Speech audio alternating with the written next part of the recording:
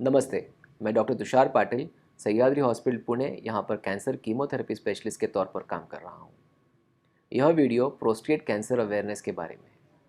Prostate एक ऐसा organ है जो मेल्स में पाया जाता है और ये यूरिनरी ब्लैडर या जिसको हम बोलते हैं कि पेशाब की जो थैली है उसके अराउंड पाया जाता है। इसमें एक बहुत सारे केमिकल्स का ये संचार करता है और बहुत इम्पॉर्टेंट ऑर्गन है मेल्स के लिए। विथ एज प्रोस्टेट कैंसर की संभावना बढ़ती है। प्रोस्टेट की जो ग्रंथि है उसमें 2 या 3 अलग अलग जोन्स हैं।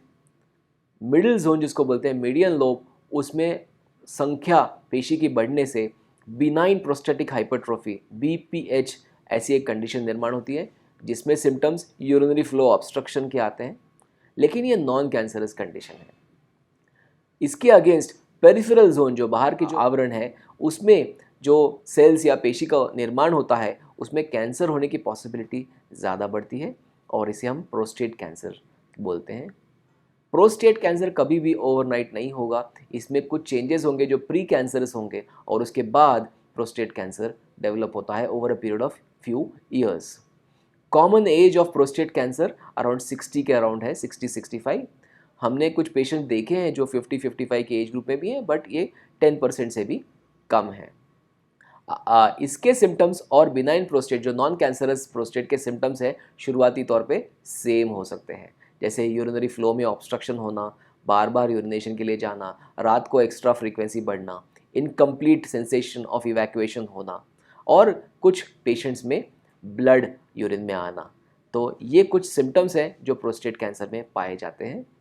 इसके अलावा अगर प्रोस्टेट कैंसर दूसरे ऑर्गन्स में बढ़ता है जैसे बोन्स में या लिवर में, तो बोन पेन्स पेशेंट्स को आ सकते हैं। मैं आपको बता दूं कि हमारे क्लिनिक में आने वाले ऑलमोस्ट 30 से 40% लोगों में शुरुआती सिम्टम्स सिर्फ बोन पेन्स रहे हैं। यूरिनरी सिम्टम्स कई बार पेशेंट्स ने खुद एट्रीब्यूट किए हैं उनकी एज को and they have neglected these symptoms. So मेरा ये मानना है कि कोई भी ऐसे सिम्टम्स कभी भी निग्लेक्ट ना करें। कई बार यूरिनरी सिम्टम्स 5-5, 6-6, 7-7 महीने से चल रहे होते हैं, लेकिन जब उनको बोन पेन शुरू हो जाते हैं, जब पेशेंट कैंसर ऑलरेडी फैल चुका होता है, तब वो डॉक्टरी सलाह लेते हैं और उस इलाज के लिए डॉक्टर के पास आते हैं। सो ये कुछ सिम्टम्स हुए प्रोस्टेट कैंसर की टाइमलाइन में। PSA नाम की एक ब्लड टेस्ट है जिससे इसका निदान या डायग्नोसिस हम आसानी से कर सकते हैं। इनफैक्ट PSA का रिकमेंडेशन है कि कोई भी व्यक्ति जो 45 साल से ऊपर है उसने एक यूरोलॉजिस्ट को साल में एक बार दिखाना है, एक टेस्ट करवानी है जिसको हम डिजिटल रेक्टल एग्जामिनेशन करते हैं बोलते हैं, जिससे प्रोस्टेट की ग्रंथि या जो ग्लैंड है उसमें होने वाले चेंजेस के बारे में पता चले और अगर वो ग्लैंड हार्ड फील आ रही है तो आगे के टेस्ट करवाएं। इसके अलावा PSA नाम के एक blood test once in a year करवाएं ताकि PSA का हमको ट्रेंड पता चले। अगर PSA राइजिंग ट्रेंड पे है हर साल में तो इसमें कैंसर की पॉसिबिलिटी बढ़ेगी, उनको ज़्यादा रिगरस फॉलोअप की ज़रूरत पड़ेगी। इसके अलावा जब कैंसर सस्पेक्टेड है तो हमें उसकी बायोप्सी करनी होती है, तो हम रेक्टम के थ्रू ट्रांस रेक्टल अल्ट्रासाउंड करके उसकी बायोप्सी करवाते हैं जिसको ट्रस्ट गाइडेड बायोप्सी बोला जाता है। इससे प्रोस्टेट कैंसर का डायग्नोसिस कंफर्म होता है और इसके बाद एक बार डायग्नोसिस कंफर्म हो जाए उसके बाद हम कुछ और टेस्ट करवाते हैं जिसे हम MRI बोल सकते हैं, MRI प्रोस्टेट, या कुछ केसेस में स्कैन जिसके हम PSA में पेट स्कैन या स्पेशलाइज्ड पेट स्कैन है PSA में पेट स्कैन जो प्रोस्टेट कैंसर का स्टेजिंग हमको दे सकता है। दोस्तों, अगर प्रोस्टेट कैंसर अर्ली स्टेजेस में डायग्नोज होता है तो इसमें कई बार सर्जरी की जाती है। प्रोस्टेट कैंसर के ट्रीटमेंट में एक एल्गोरिदम का यूज़ किया जाता है जिसमें प्रोस्टेट कैंसर की ग्रंथि की साइज़, PSA के वैल्यू, MRI पे उसके फाइंडिंग्स या स्कैन पे उसके फाइंडिंग्स से हम उसके रिस्क स्ट्रैटिफिकेशन करवाते हैं और उस रिस्क के हिसाब से हम उनके ट्रीटमेंट का एक प्लान बनाते हैं। Surgery is one of the treatments.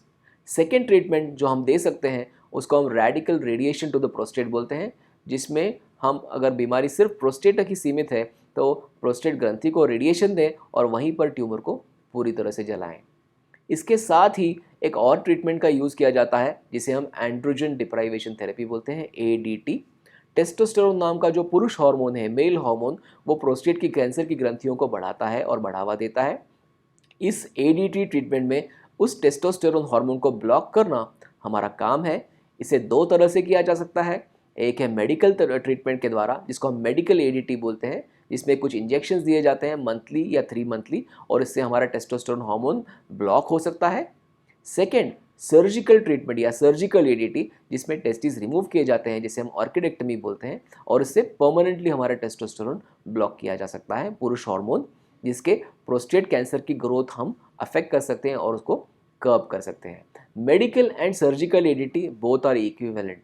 कई लोगों में, पेशेंट्स में मानना है कि सर्जिकल एडीटी करेंगे तो या वो मेडिकल से बेटर रहेगा, या मेडिकल एडीटी करेंगे तो सर्जिकल से बेटर रहेगा। ऐसा कुछ नहीं है, it is a personal choice. कुछ पेशेंट्स चाहते हैं कि सर्जरी ना करें, उन्हें हम मेडिकल ट्रीटमेंट ऑफर करते हैं, और कुछ पेशेंट्स बोलते हैं कि वंस इन फॉर ऑल वो पूरा क्लियर कर दें बाय सर्जरी, तो हम उनको सर्जिकल एडीटी ऑफर करते हैं। So androgen deprivation therapy prostate cancer treatment का एक अभिन्न पार्ट है, जिसे हाई रिस्क डिजीज में यूज़ किया जाता है। Unfortunately, 30 to 40% of prostate cancers still are diagnosed in stage 4 when the disease is already spread beyond the prostate to the bones, liver and sometimes to the lungs also. So इस situation में जहाँ cancer फैला हुआ है, ADT ये हम ज़रूर देते हैं, एंड्रोजन डिप्राइवेशन थेरेपी। इसके अलावा अगर कैंसर ज़्यादा फैला है या क्रिटिकल ऑर्गन्स में है, तो कई लोगों को कीमोथेरेपी भी दी जाती है। ये बहुत इफ़ेक्टिव कीमोथेरेपी है। कीमोथेरेपी में इंजेक्शंस के कुछ ऑप्शंस हैं और टारगेटेड या ओरल थेरेपीज़ के भी कुछ ऑप्शंस हैं जो इक्वली इफ़ेक्टिव हैं। आज पेशेंट का अगर डायग्नोसिस कैंसर प्रोस्टेट में होता है स्टेज 4 में, तो with the advance treatment we have the average survival ranges from 4 to 5 years। अगर यही सर्वाइवल हम 5 साल पहले कंपेयर करेंगे, 2 से 3 साल था, अब हम 4 से 5 साल पहुंच चुके हैं, और वो दिन दूर नहीं जब हम यही कैंसर में स्टेज 4 में भी 7-8 साल या 10 साल तक पेशेंट को लाइफ दे पाएंगे with the help of various treatment modalities.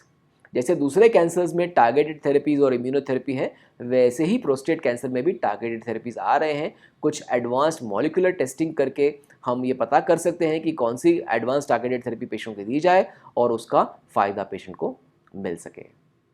Prevention के लिए मैं इतना ही कहूँगा कि एट द एज ऑफ 45 एक PSA टेस्ट जो आप ईयरली कराएंगे, all males, and a examination by urologist, जिसको डिजिटल रेक्टल एग्जामिनेशन बोलते हैं, वो भी हर साल कराएंगे।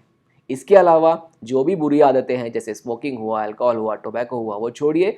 कहीं ना कहीं कुछ ना कुछ परसेंटेज ये सब भी रिस्पॉन्सिबल है कोई भी कैंसर में, including prostate cancer. Thank you.